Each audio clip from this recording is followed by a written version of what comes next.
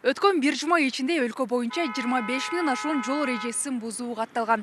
Эреже бузуулардын эң көп бөлүгү бул каршы тилке чыгуу, мас абалында унааны башкаруу, ылдамдыкты ашыра айдоо, унааны башкарып жаткан учурда телефон колдонуу жана башка эреже бузуулар. Бул көрүнүштөр жол кырсыктарынын негизги себептеринин бири ойдон калууда.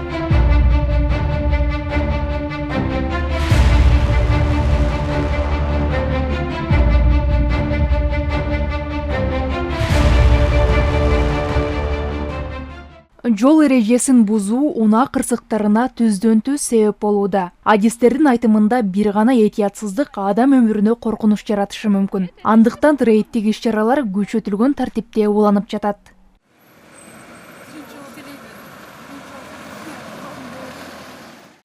Жол кырсыктарынын алдын алуу жана айдоочулар арасында айдоо маданиятын жогорулатуу боюнча тынымсыз профилактикалык иш-чараларды өлкө аймагында жүргүзүп келебиз.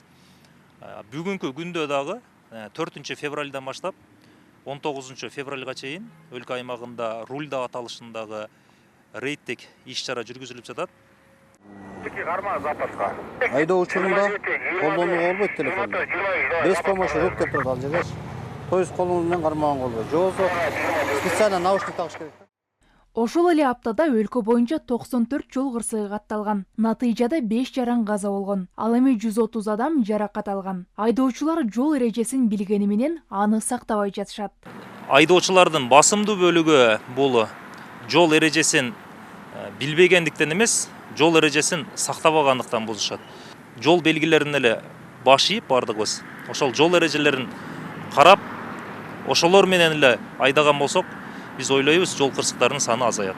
Жол эрежелерин одону бузгандыгы үчүн 3,5 миңдей унаа айып короого токтотулган. Тиешелүү кызматтар айдоочуларды мыйзам талаптарын так сактоого чакырат. Анткени жолдогу ар бир эреже адам өмүрүн сактоого багытталган. Бермет Ушункулова, Чыңгыз Садыков, ЛТР, Бишкек.